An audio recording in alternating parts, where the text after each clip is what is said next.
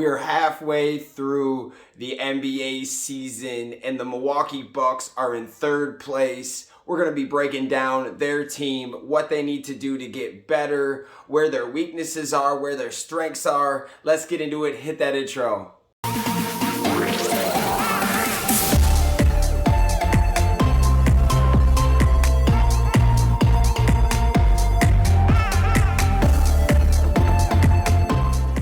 What's going on, everyone? Welcome to the fan club. It is your boy D Bros, Dan Brosnan in the building. We hope you guys are having an amazing day.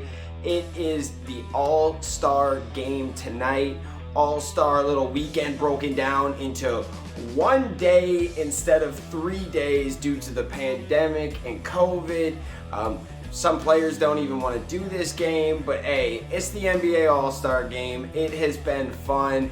There have been a lot of really cool things. Last night there was like a 2-on-2 with like Quavo and 2 Chainz and Jack Harlow and Lil Baby. Like, they're still getting some things happening, but it's more digital and on your phone these days, not live. Like, there wasn't anybody in that show last night, or that not concert, that game. Man, what is wrong with me, man? Wake up, bros. But today we're going to be talking about the Milwaukee Bucks. We're halfway through the season, and the Milwaukee Bucks are in third place in the NBA Eastern Conference. They are 2 games behind the 76ers for number 1, and they're right behind the Nets. So it's like a game and a half behind the Nets, 2 games behind the Sixers. It's anyone's conference. But before we fully get into the Milwaukee Bucks, let's just talk about the other 2 teams that are ahead of them. So you have the 76ers that are looking like the Bucks of last year. They have a superstar player in Embiid. They have a tag team partner in Ben Simmons, and everything is clicking. They look really good. They're making all their shots. Their coach, Doc Rivers, who was the Clippers coach last year, has been coaching like he has a chip on his shoulder. Like, you guys are idiots for getting rid of me. Let me go here with this team, and I'll show you what I can really do. 76ers are looking good. Maybe they need to add a little bit more shooting. We'll see what they are going to do with the All-Star break, if they're going to add anybody. Then you've got the Nets, who can score 1,000 points a game, but their defense is kind of suspect. That's the one situation when you look at that team, you can see them losing because of that. Now, I could see them winning a lot of games. I mean, I could see this team going to the finals if they get the right matchups. It's just, if they have a team with a true dominant big man center, it's going to be tough if they have the right shooters around them. But the Nets are crazy, man. And they're players all around that, I mean, Andre Drummond's sitting there, Blake Griffin's sitting there, DeMarcus Cousins is sitting there, just players that are kind of not really with their teams, trying to get traded. Like, all of them have different situations, but these guys are moving on from their teams, right? So Brooklyn Nets actually seems like a lot of sense for some of these guys. That means they could get stronger. So what did the Milwaukee Bucks do? This is where we are. We're in the mid-season. Our team, what was our team? 22-14, respectable, definitely nowhere comparable to what we have been doing the last few years. But I will say this, I'm not going to put an asterisk or anything by this, but this year is way different than last year. Obviously, foremost, we got Drew Holiday. We don't have Eric Bledsoe no more. We got rid of George Hill. We brought in Bryn Forbes, DJ Augustine, Bobby Portis. We have a whole new roster, but also, you guys know we have the same coach, Coach Bud, but this year they are definitely switching up the defense. If you watch their games, now they're struggling with it, but they are no longer running the same defense that they used to last year.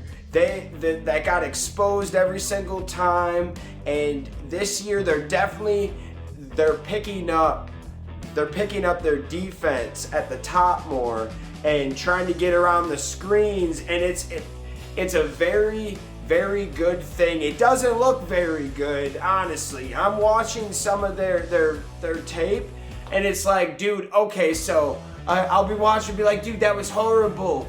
But yet I saw what they were trying to do, like it was a different look. Now, they're experimenting with the postseason, with the regular season, so they have an idea of what to do in the postseason.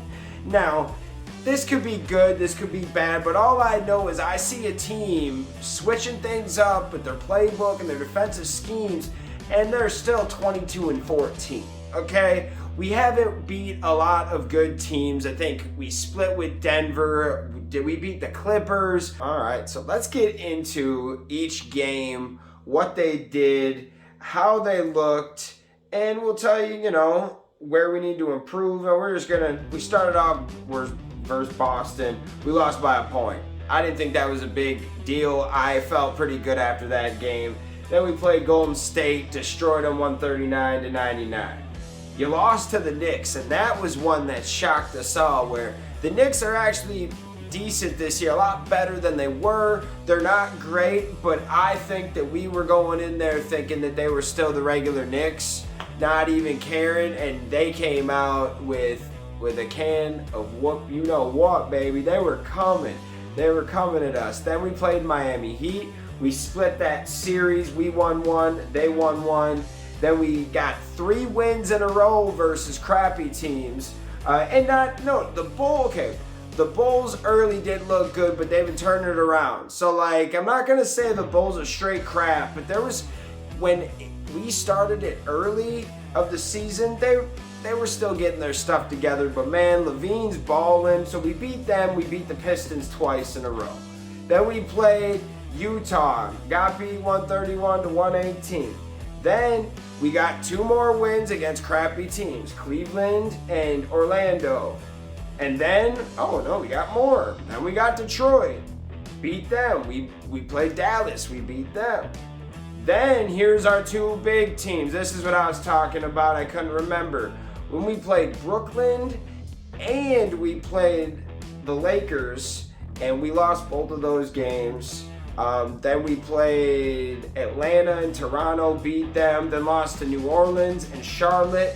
Then we went on a 5-game win streak, followed by a 5-game lose streak. Just got awful. What are we doing here? Followed by a 5-game win streak, followed by a loss and then a win. We are the weirdest team, man. But when you look at our 5-game lose streak, it was the Suns, Utah, OKC, Toronto twice. So all these teams are decent. Yeah, OKC isn't perfect. They have a lot of dudes in there. They have a lot of good players. They're not maybe the best team, but they have a lot of good guys on that team. I remember when we lost that game. I thought we were idiots, but I was like, man, these guys are playing so good. They got some veterans on that team. So yeah, guys, it's the weirdest team. Up, down, up, down, up, down. But I like the direction that they're trending. During that 5-game lose streak, we did not have Drew Holiday, which I thought was very detrimental. We gave up a lot for that guy, and you need a playmaker like that in the game. You guys did not see the last game of the first half of the season. Drew Holiday hit a game-winning shot with 2 seconds left in the game to beat the Memphis Grizzlies. So we are coming. The Bucks are in a good position, but I think we need to put something together as a trade, something to add. Maybe not get rid of anything that we have, but really, I know everyone in the comments is going to be like, but bras, what do we have to give up? And it's not much, guys.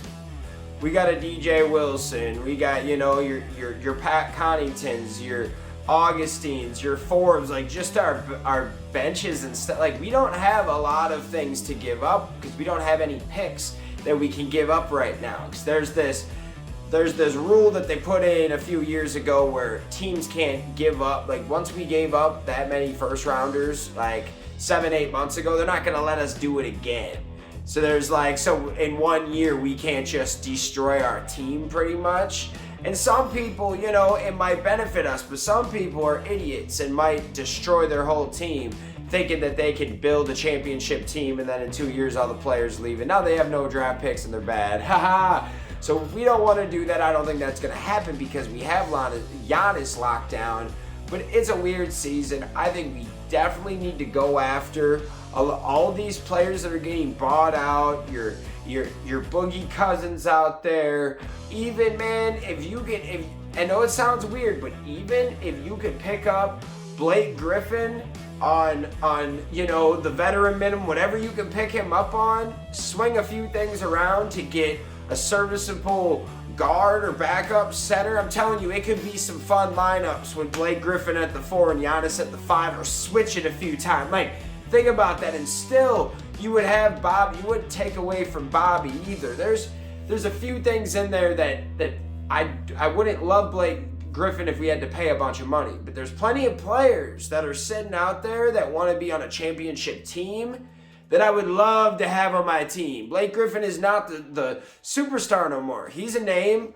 We don't even need a name, but the guy has experience. He's changed his game up. I would love to have that type of guy on my team for a cheaper deal. Tell me I'm crazy there. Same thing with DeMarcus Cousins. Same thing, I would love, you know, if we traded Brook Lopez and traded that for an expiring contract, traded that for, you know, something similar to him that's younger. I don't know. Like, there's a few things you could rip this and get a few guys, but we need more of a small ball lineup and to put Giannis at the 5. I think that not every situation, like if you're playing Karl Anthony Towns, if you're playing certain people that might have a physical advantage over Giannis, which is like not many, right? Then you go put a true ball 5 in there. But at the end of the day, I believe Giannis going to the 5 would be good. What do you guys think about that?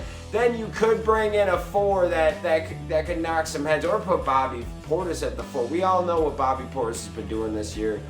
We love the Bucks on this channel. We need to talk about them a little bit more. But if you like these videos, hit like, hit subscribe, hit that notification bell. I want to know what you guys think about the Milwaukee Bucks this year.